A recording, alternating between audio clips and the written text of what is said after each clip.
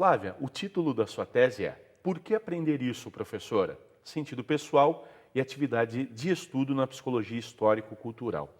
Quero te perguntar, o que você estudou exatamente no seu doutorado, Flávia? Bom, eu estudei, como o próprio nome diz, o sentido que as crianças atribuem à sua atividade de estudo, à escola, que é uma questão, eu sou psicóloga escolar, né, é uma questão que me incomodava bastante, porque assim, nas várias escolas que eu trabalhei, quando eu perguntava para as crianças por que elas estudavam ou por que elas estavam na escola, elas sempre utilizavam motivos externos à escola. Então, eu estou na escola porque eu quero um trabalho bom, ou para ser alguém na vida, ou por causa dos amigos, ou porque minha mãe mandou, mas a aprendizagem raramente estava presente no discurso das crianças. Então, por conta disso, eu quis fazer um estudo sobre qual que é o sentido para as crianças da escola e do estudo. E essa pergunta, né, por que aprender isso, professora?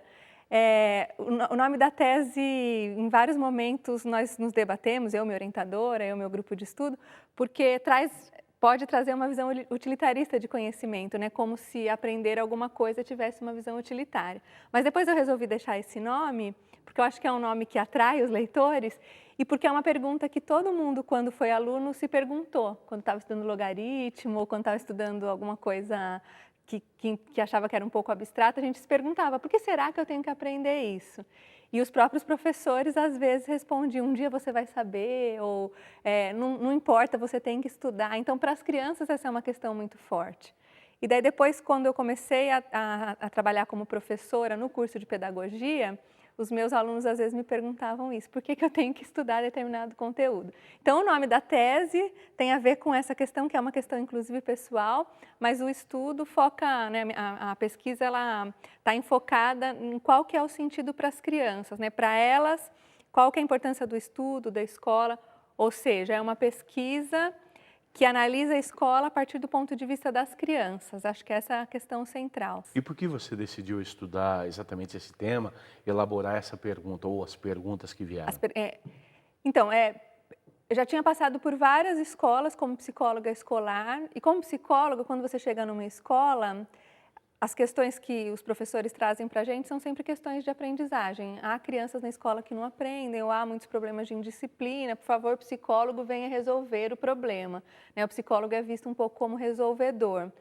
E daí, quando eu ia trabalhar com as crianças não tinham problemas de aprendizagem de forma geral, pelo contrário, eram crianças muito saudáveis, muito espertas, muito inteligentes, muito curiosas, mas não necessariamente os conteúdos escolares correspondiam às necessidades que elas tinham de aprender. Então, a partir disso, eu comecei a elaborar as minhas perguntas de pesquisa, assim, como que surge a motivação para aprender na escola? Quais são as motivações que já existem? Acho que essa é uma questão importante, né? Que motivos que as crianças já têm? Como os motivos para aprender são produzidos na escola? Então, essas foram algumas perguntas iniciais e, a partir disso, eu fiquei um ano letivo numa escola pública em São Paulo para investigar.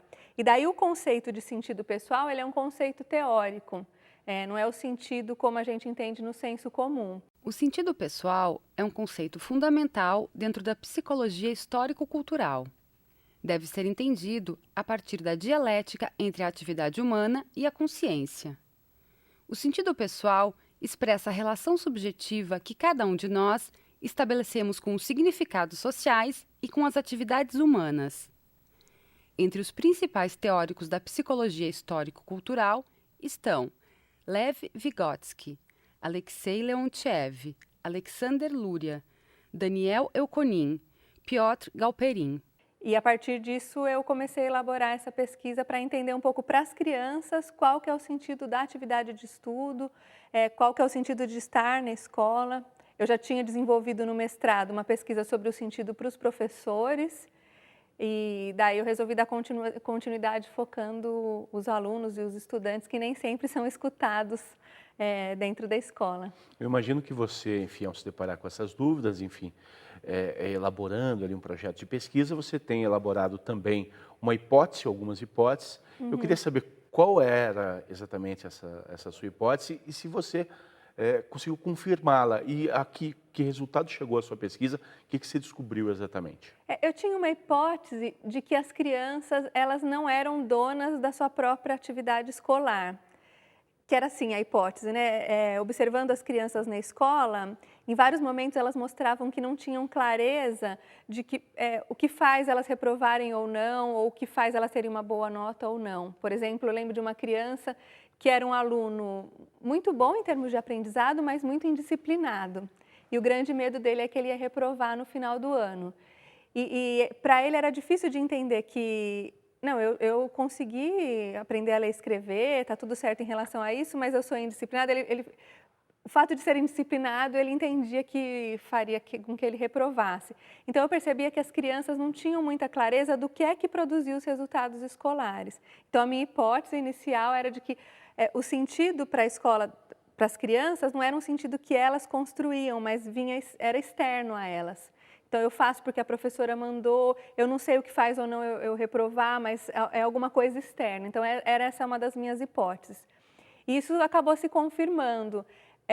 A escola desenvolve muito pouco, um dos resultados da pesquisa, né, é que a escola desenvolve muito pouco a autonomia da criança ter controle sobre sua própria conduta e sobre seu próprio comportamento. Então, ela faz as atividades escolares ou as tarefas escolares porque tem uma regra externa, o professor que vai dar bronca ou para ter um trabalho bom no futuro, mas poucas crianças, por conta da organização escolar, desenvolvem uma motivação que é interna, assim, eu estou aqui para aprender. Nenhuma das crianças falou isso para mim em nenhum momento da pesquisa, eu venho na escola para aprender. Elas vêm na escola e fazem as tarefas para não receber bronca, para não reprovar de ano, para ter um futuro bom, porque o pai mandou. E no decorrer da execução da tarefa vai surgindo um motivo de aprender. Mas a própria organização escolar não permite que as crianças elas sejam autônomas em relação à sua própria aprendizagem. Eu estou lendo o livro porque eu quero. Uma vez que a escola é assim, que a relação é assim, qual é o impacto que isso tem na criança, no estudante, uma vez que os motivos estão todos fora? O que isso causa na vida escolar e não apenas nesse momento escolar, mas para a vida intelectual dela? Tem algumas pesquisas no Brasil que têm demonstrado isso é muito triste, que o impacto da escola no desenvolvimento cognitivo das crianças é muito pequeno. Então, as crianças entram na escola pensando de uma maneira, né? Elas aprendem a ler e escrever, aprendem determinados conteúdos, mas a escola tem impactos cognitivos muito pequenos. Isso é grave, né?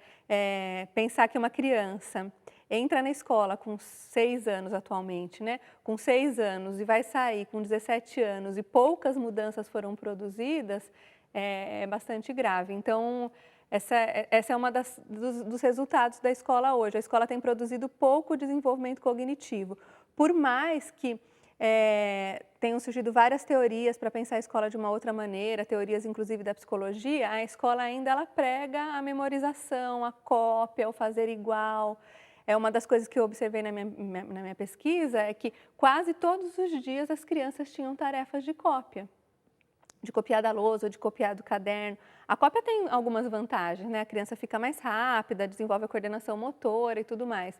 Não estou dizendo que é para eliminar a cópia da escola, mas todos os dias ter cópia, ou então, atualmente eu sou supervisora de estágio em psicologia escolar e meus alunos fazem estágio em escolas públicas da cidade onde eu moro.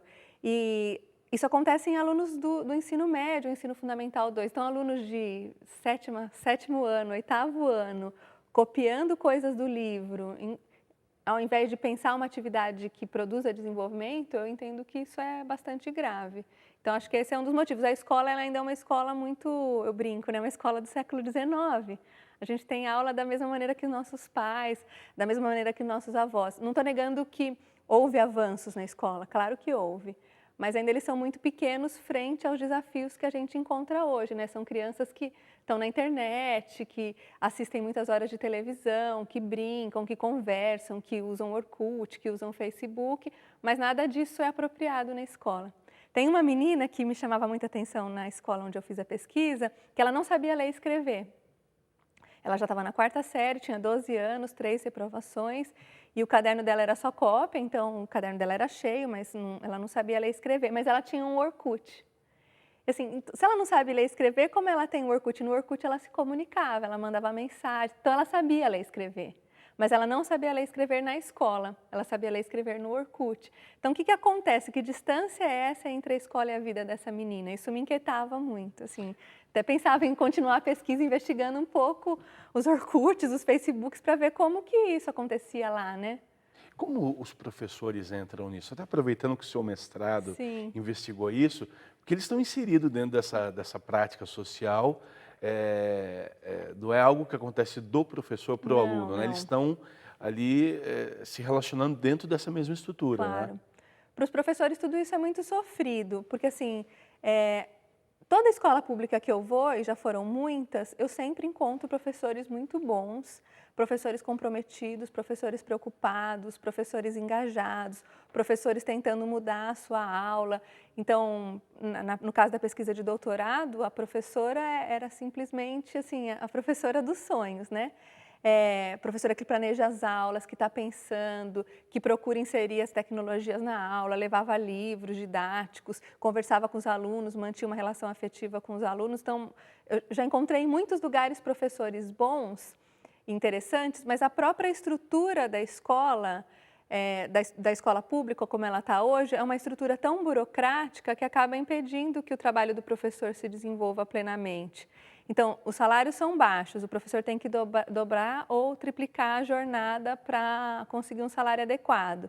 Então, eu cansei de ver professores preparando aulas no ônibus antes de ir para a aula, né? Imagina o que é isso para um professor, como é que ele vai inserir novas tecnologias ou assuntos interessantes se ele mesmo está preparando a aula no ônibus. Por mais que ele seja um bom professor, a própria estrutura escolar não permite isso, então ele sofre. Ele sofre com isso.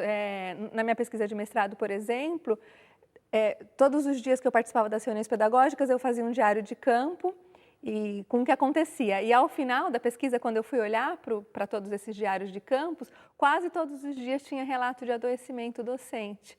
Então, o professor que reclamava um dia de dor de cabeça, um dia de bursite, o outro que estava em licença porque está com depressão ou com problema de hipertensão e assim por diante. Então, quase todos os dias tinham esse relato do adoecimento. O professor, ele acaba sendo uma outra vítima, né? Não um culpado. Ele, por mais que seja interessado, a própria estrutura escolar, que é uma estrutura burocrática, segmentada, fragmentada, impede que ele faça um trabalho que seja diferenciado. Eu imagino ele fazendo a prova no ônibus, que não tenha tempo algum para uma reflexão a respeito Claro. do ato de ensinar, das mudanças necessárias, talvez, ou outras colocações, não? Sim, e no ônibus sem acesso a outros livros ou mesmo a internet, que é uma ferramenta importante. Então, para o professor é muito difícil. Claro, assim, eu encontrei professores muito bons que encontravam tempo, que à noite faziam pesquisas e procuravam músicas diferenciadas, traziam coisas interessantes, mas acaba sendo um trabalho limitado. Então, tem várias coisas que dificultam e impedem o trabalho do professor.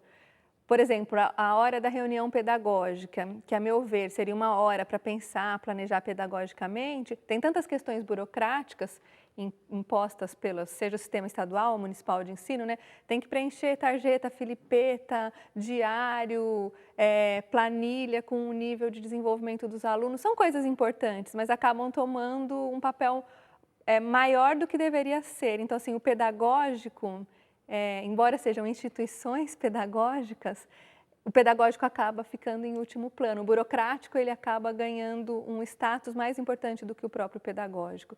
E daí, na ponta disso, estão as crianças. Se para o professor ensinar acaba tendo pouco sentido, para a criança, como que isso se manifesta? Se o professor vai para a sala de aula desmotivado, sem preparar a aula, cansado, né? Muitas vezes cansado, doente, para a criança, que sentido é esse que a escola vai ter, né? A escola tem um sentido importante, que é encontrar os amigos. Mas em relação ao aprender, ao se desenvolver, ao conhecer coisas novas, ao desenvolver hábitos literários, filosóficos, né? Ou de esporte, a escola acaba tendo um papel muito pequeno para a vida da maioria das crianças. Como você estruturou a sua pesquisa, Flávia? Uma vez que você tinha essa hipótese, como você se organizou para estudar e chegar, enfim, ao seu objeto? Bom, primeiro eu escolhi qual que era a idade das crianças que eu queria investigar. Então, eu queria fazer a pesquisa numa escola pública, né, por questões políticas, éticas, né, filosóficas. Então, a minha opção é sempre pela escola pública. E daí eu entendia que era melhor investigar que sentido que as crianças atribuem à atividade de estudo no final de um ciclo de escolarização. Então, eu fiz a pesquisa numa 4ª série, numa escola municipal. Na época, ainda estava sendo implantado o ensino de 9 anos e, portanto, é a 4ª série regular, né? Por que eu escolhi a 4ª série? Porque eu entendia que eram crianças que tinham passado por 4 anos de escola, já conseguiam fazer um balanço da escola, e são crianças numa idade um pouco mais avançada, 10 anos, que já têm um discurso um pouco mais elaborado e tal.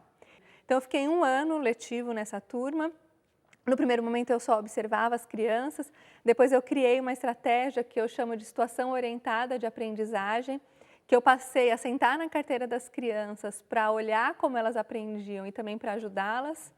Então, elas estavam fazendo uma redação, eu dava ideias, ajudava a escrever palavras que elas não sabiam, escrevia coisas que elas não sabiam, ou sugeria uso de dicionário. Se era um exercício de matemática, eu criava estratégias para ajudá-las. O meu objetivo era compreender a aprendizagem enquanto ela estava acontecendo. Então, eu criei essa situação e ia registrando em um diário de campo e depois, quando eu chegava em casa, eu fazia um registro ampliado. E no final já da pesquisa, eu achei que faltavam informações sobre... Eu tinha muitos dados sobre o processo de aprendizagem das crianças, mas eu tinha poucos dados sobre a avaliação que elas faziam. Então, daí eu resolvi montar grupos com as crianças, que a gente chama de grupo focal. Então, como a classe tinha 23 crianças, apenas 18 crianças os pais concederam autorização, eu montei 2 grupos de 9. E daí, nesses grupos, a gente saía da sala de aula, ia para um outro espaço, brincar, conversar, saber sobre a escola. Eles produziam materiais gráficos sobre como eles avaliavam a escola, avaliavam a professora, avaliavam a aprendizagem. E, por último, eu entrevistei algumas crianças individualmente e também a professora. Daí, tudo isso gerou uma quantidade enorme de dados, né? E o que surgiu disso tudo nesses dados? O que se encontrou ali de principal? Então, num primeiro momento, né, acho que isso é importante falar, a grande dificuldade do pesquisador, principalmente o pesquisador em ciências humanas, é como que eu analiso esses dados. Então, você se depara, né, imagina tudo isso na forma de registro, no computador eu tinha 200, 300 páginas de registro. Então, num primeiro momento, aquelas informações todas, elas parecem um tanto quanto caóticas. E daí o pesquisador ele tem que organizar de maneira que comece a fazer sentido tudo aquilo. Então, no primeiro momento, eu comecei a organizar por temáticas mais frequentes, até que, assim, orientada pelos autores que eu estudo da psicologia histórico-cultural, que são autores marxistas, eu comecei a buscar que categorias que explicavam aquele emaranhado caótico de dados. E daí eu comecei a observar que, para entender o sentido pessoal, eu precisava olhar quais os motivos que as crianças tinham e que ações que eram feitas, se as ações correspondiam ou não a esses motivos. Então, daí, a partir disso, eu chego a algumas conclusões, assim. Primeiro, vários motivos que as crianças trazem são motivos que elas expressam, mas não vivenciam. Então, Dá para dar um exemplo? Vou dar um exemplo. Eu estou na escola porque eu quero ter um futuro bom. Até para ser carroceiro precisa ter escola, né? Ou então um menino que diz, até para ser lixeiro eu preciso ter até a 4ª série. Então, as crianças falam esses motivos, são motivos importantes, genuínos, né? Todo mundo quer estar na escola para ter um futuro bom. Teve um menininho muito engraçadinho, ele falou assim, para ter um futuro bom, uma casa grande e muitos animais, né? Esse motivo. É um motivo genuíno, importante, né? Todos nós tivemos esse motivo na escola, mas quando a criança vai fazer as tarefas escolares, né, as ações escolares, não necessariamente o que ela faz corresponde a esse motivo, ter um futuro bom. Então, ter um futuro bom é importante, mas está muito longe da vida das crianças. E elas conhecem várias crianças que têm um futuro muito... Elas conhecem vários adultos que têm um futuro muito bom, mas que não passaram pela escola. Eu tenho uma irmã que é professora do Estado, professora de português. E recentemente passou por uma greve e um dos alunos veio questioná-la por que ela estava fazendo greve. E ela contou o salário dela e tal, e um aluno deu risada e falou assim, Ah, professora, isso aí numa corrida de cocaína eu ganho mais do que a senhora. Então, assim, ela pode ser um modelo de bem-sucedido para esse aluno? Pode, mas para ele é um outro modelo que está colocado aí, é um desafio grande.